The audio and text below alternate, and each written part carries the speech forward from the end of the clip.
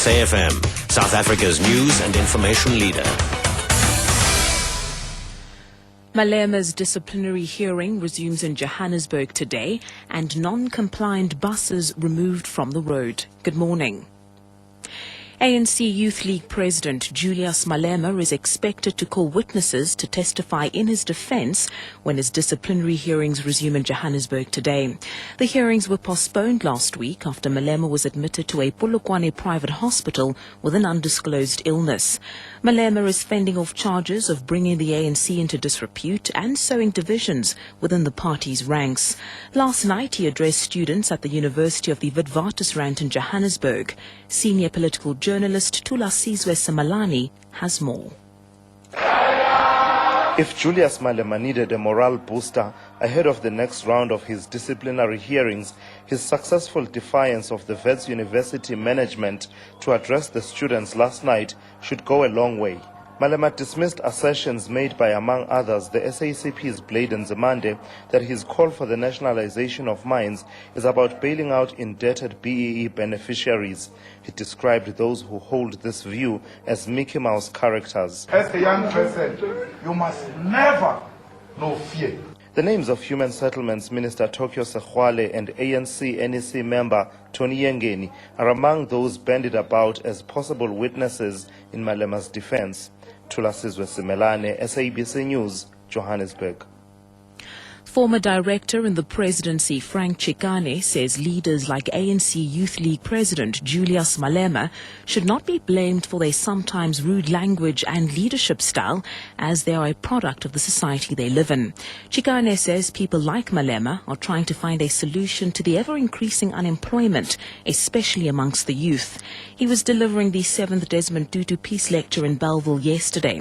Chikane says Malema, with his nationalization policy talk, is taking an opportunity where the country seems to be failing to produce a solution.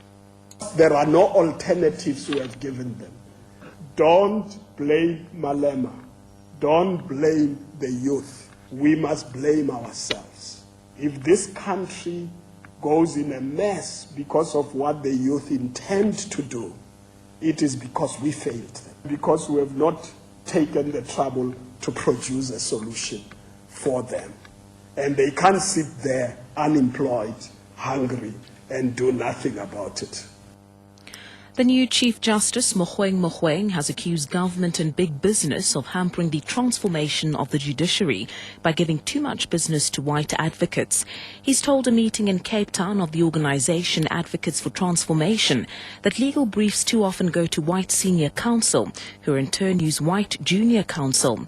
Mogoeng says the denial of experience to young black advocates means the pool from which judges can be appointed is shrinking. People often complain about the poor quality of judgments produced by black judges.